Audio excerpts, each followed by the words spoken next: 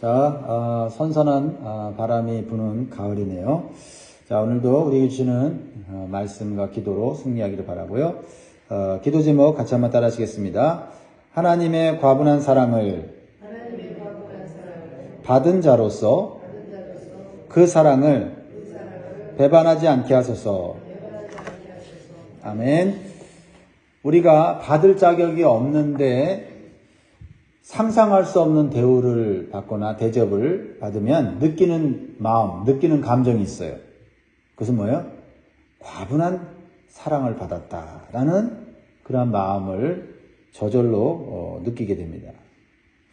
우리는 이미 하나님으로부터 경험하고 있는 사랑이 있는데 그 사랑은 과분한 사랑이에요. 우리는 받을 자격이 없는데 하나님이 우리를 사랑하신다는 것을 우리는 느낄 수가 있습니다. 오늘 본문은 이러한 하나님의 과분한 사랑이 호세아 선지자의 결혼 생활을 통해서 나타나고 있습니다. 첫 번째 우리에게 주시는 교훈이며 또 은혜는 뭐냐면 하나님은 하나님을 배신하고 타락한 사람이라도 끝까지 사랑하신다라는 겁니다. 참 이 말씀을 묵상하면서 하나님 사랑 때문에 내가 오늘도 살아가고 있구나 하는 생각을 해봅니다. 1절을 보면요. 여호와께서 내게 이르시되 이스라엘 자손이 다른 신을 섬기고 건포도 과자를 즐길지라도 여호와가 그들을 사랑하나니 너는 또 가서 타인의 사랑을 받아 음녀가 된 그 여자를 사랑하라 하시기로. 하나님께서는 다른 신을 섬기고 건포도 과자를 즐기는 이스라엘 자손을 사랑한다고 말씀하십니다. 미운 짓을 하고 못된 짓을 하고 배반하는데도 하나님의 사랑은 여전히 꺼지지 않고 여전히 그 사랑이 변함이 없습니다. 이러한 하나님의 사랑은 우리에게는 과분한 사랑이죠. 사실 이스라엘 자손이 다른 신을 섬기는 것도 배신감이 드는 일인데 건포도 과자를 즐긴다라는 이 말은 자신들이 누리는 모든 것이 하나님이 아닌 다른 우상이 준다고 고백하는 일이에요. 기가 막히지 않습니까? 이러한 이스라엘의 태도는 모든 것을 주신 하나님 입장에서 보면 억울하고 분노할 수밖에 없는 패역한 행위라는 겁니다. 구약 제사에서 하나님께 제사를 드린 후에 특별히 감사제를 드린 후에 남은 음식을 함께 감사함으로 먹습니다. 이때 남은 음식을 함께 먹는 이유는 그 음식은 하나님께서 주신 것이다 하는 것을 고백하는 거고요. 그 음식은 또 생명을 상징하는 거 아닙니까? 하나님께서 우리에게 생명을 주셨다 하면서 감사하면서 음식을 먹는 거예요. 우리가 주일날 예배를 드리고 예배 드리고 난 후에 우리가 친교실에서 식사를 하는 거는 예배 마쳤으니까 우리 즐겁게 맛있는 거 먹자가 아니라 하나님이 주신 은혜를 곱씹으면서 함께 음식을 나누면서 하나님의 사랑을 우리가 기억하는 거예요. 그런데 하나님의 백성이 다른 우상을 섬기고 우상의 제물인 건포도 과자를 즐긴다는 것은 하나님을 얼마나 무시하고 모독하는 일인지를 깨닫게 되는 거죠. 그런데 하나님은 이러한 패역한 백성을 사랑한다고 말씀하고 있다는 거예요. 이것은 지나친 사랑입니다. 하나님께서는 이러한 하나님의 사랑을 깨닫지 못하고 영적으로 무지한 이스라엘 백성들에게 직접 눈으로 보고 느낄 수 있도록 하기를 원하셨어요. 그래서 하나님 말씀에 온전히 순종하는 호세아 선지자에게 명령을 내주세요. 그 명령은 호세아 선지자로서는 감당하기 어려운 그런 명령이에요. 무엇입니까? 호세아 선지자를 배신하고 타인과 음행을 저지르고 집을 나간 아내인 고멜을 사랑하라는 거예요. 사실 여기서 타인이라고 표현한 단어는 일반적으로 친구나 동포라는 의미를 갖고 있습니다. 어쩌면 자신의 아내가 음행을 저지른 대상이 알고 있는 지인이라는 거예요. 분명한 것은 호세의 아내는 스스로 타인과의 사랑에 빠져서 결혼의 언약을 깨트린 거예요. 그런데 하나님께서는 이런 아내를 사랑하라는 겁니다. 그리고 그 음행한 아내를 집으로 다시 데려와서 같이 살라는 거예요. 이거 정말 보통 사람 같으면 이 명령에 순종할 수 있겠습니까? 그런데 이런 하나님의 명령은 하나님과의 언약 관계를 스스로 깨뜨리고 하나님을 배반한 이스라엘 백성들을 변함없이 사랑하시는 하나님의 마음과 계획을 대변하고 있다라는 거예요. 그렇게 해서라도 하나님은 하나님을 떠나고 우상 숭배하고 이렇게 패역한 이스라엘 자손들을 사랑한다는 것을 이 신실한 종 호세아를 통해서 보여주고 싶었던 거예요. 왜요? 영적으로는 무감각하고 죽었기 때문에 눈으로 보여주려고 그러는 거예요, 직접. 얼마나 이 하나님의 사랑이 큰지. 또한 그 하나님의 사랑을 또 이 표현하는 호세아의 이 사랑은, 헌신은 얼마나 대단한지 우리는 깨닫게 되는 거예요. 사랑하는 성도 여러분, 우리가 하나님을 배신하고 세상을 사랑하고 살아갈 때도, 하나님을 멀리 떠나 있을 때에도 하나님은 여전히 우리를 사랑하고 있음을 깨달아야 될 점이 있습니다. 우리가 이 자리에 있는 이유가 바로 이러한 끝없는 하나님의 사랑 때문인 줄 믿습니다. 그런데 호세아 선지자에게 내려진 이 하나님의 명령은 결코 순종하기는 쉽지 않습니다. 자신을 배신하고 타인과 음행을 저지른 아내를 용서하는 것도 힘든데 그 아내를 다시 데려다가 사랑하면서 사는 것은 이거 보통 인간의 심성으로는 불가능한 일입니다. 근데 호세아는 하나님의 사랑이 어떠한 사랑인지를 알기에 순종하고 있습니다. 그래서 두 번째로 주시는 우리에게 주시는 교훈은 하나님의 사랑은 말로만의 사랑이 아니라 희생적인 사랑이다. 호세아는 그 음행한 아내를 그냥 데려올 수 없는 상황인 것을 알게 되었습니다. 그래서 큰 값을 치르고 그 아내를 데리고 와요. 용서하는 것도 쉽지 않은 일인데 그 아내를 데려오기 위해서 또 큰 값을 치러야 한다니 참 얼마나 쉽지 않은 상황입니까? 2절 보세요. 내가 은 15개와 보리 한 호멜 반으로 나를 위하여 그를 사고.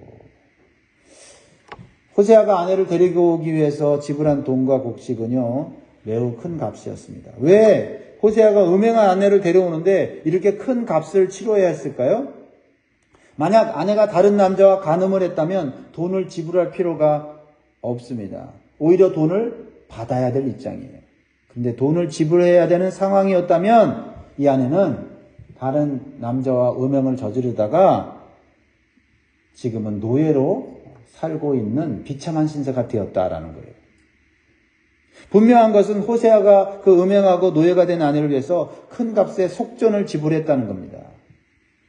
이러한 희생적인 행위는 호세아가 부정한 아내를 완전하게 용서한다고 하는 것을 표현하는 것이기도 한 것이에요. 결국 음행한 아내 고멜은 남편인 호세아로부터 과분한 사랑을 받은 겁니다. 받을 자격이 없는데 그 사랑을 베푸는 자가 사랑이 풍성하게 과분한 사랑을 받았어요. 이런 호세아의 희생적인 사랑과 헌신은 하나님의 구속 사역을 상징하는 거예요. 죄로 인해서 마귀와 사망의 노예로 전락한 인류를 구속하기 위해서 예수 그리스도께서 십자가에서 죄값을 치르신 겁니다. 십자가에서 보여주신 희생적 사랑과 헌신을 통해서 우리 인간을 구속하시고 하나님의 자녀로 삼아 주셨다는 것을 보여주는 것이에요. 이러한 주님의 희생적 사랑에 우리는 다시 한번 고개를 숙이고 감사하며 이 과분한 사랑을 받은 자로서 올바로 살아야 될 줄 믿습니다. 그래서 세 번째로 우리에게 주시는 교훈은 하나님께 과분한 사랑을 받은 자는 세상적인 삶을 버리고 거룩한 삶을 살아야 합니다. 호세아는 음행한 아내를 희생적 사랑으로 받아들이고 다시 혼인관계와 언약을 맺습니다. 3절 같이 읽습니다. 시작. 그에게 이르기를 너는 많은 날 동안 나와 함께 지내고 음행하지 말며 다른 남자를 따르지 말라. 나도 내게 그리하리라 하였노라. 호세아는 아내에게 다시는 음행하기 위해서 다른 남자를 따라가지 말 것을 권면해요. 그리고 오직 남편인 호세아하고만 살 것을 다짐시켜요. 많은 날 동안 나와 함께 살자. 그리고 자신도 그렇게 아내를 위해서 살겠다고 결단을 합니다. 이러한 말을 하는 호세아 심정은 어땠을까요?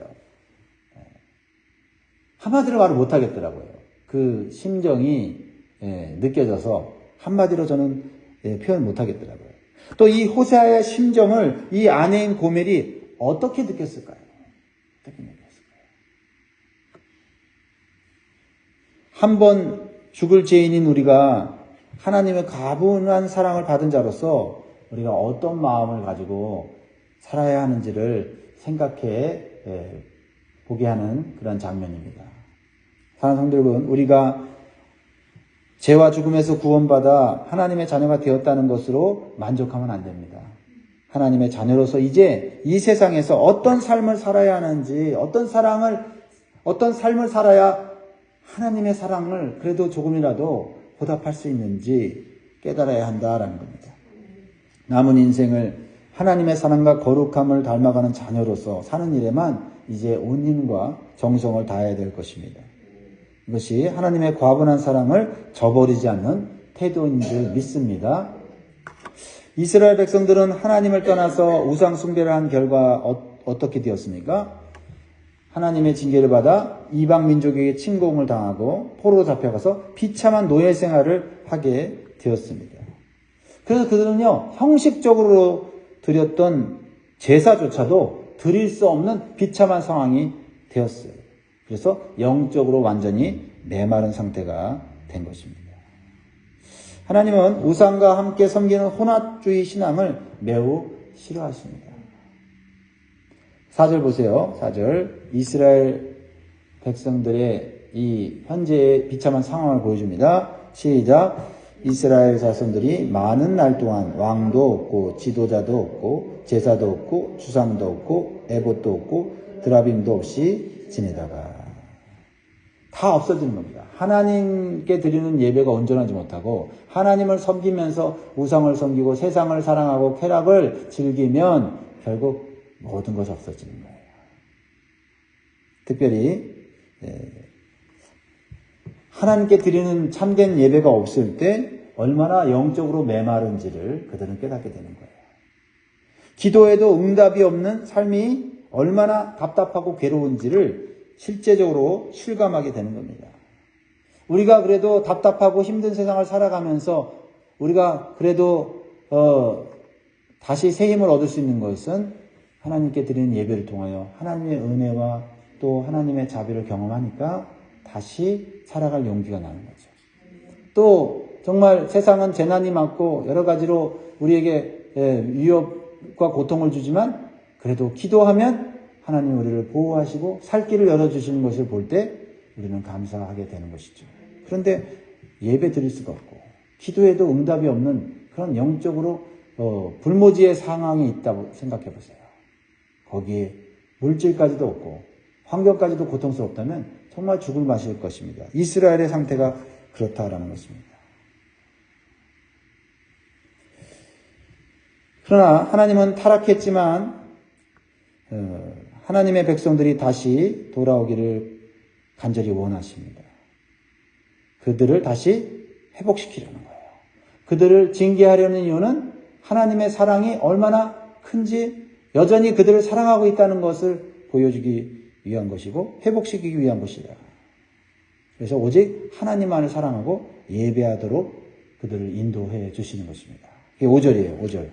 5절. 그 후에 이스라엘 백성들이 이방 나라에 포로로 잡혀가서 고통당하고 또 하나님께 예배드리지 못하는 그런 영적으로 답답한 인생을 살고 있는 그 후에 이스라엘 자손이 돌아와서 그들의 하나님 여호와와 그들의 왕 다윗을 찾고 마지막 날에는 여호와를 경외함으로 여호와와 그의 은총으로 나아가리라.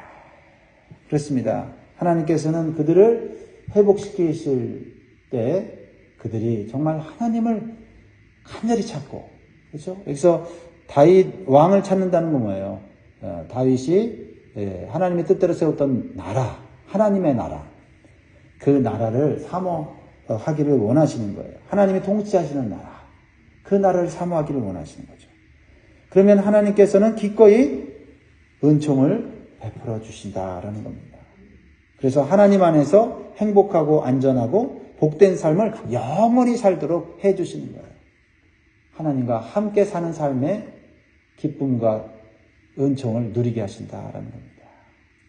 우리는 지금 누구와 함께 살고 있습니까? 누구와 함께 살기를 원합니까? 사랑하는 성도 여러분, 호세아와 음행한 아내인 고멜의 이야기는 바로 우리들의 이야기예요.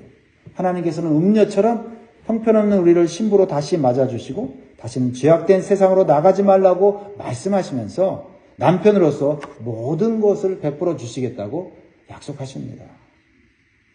이것이 하나님의 과분한 사랑이 아니고 무엇이겠습니까? 오늘도 이러한 과분한 사랑에 힘입어서 더 이상 부끄럽지 않은 경건하고 거룩한 성도의 삶을 이 세상에서 살아가시기를 주의 이름으로 축원드립니다. 기도드리겠습니다.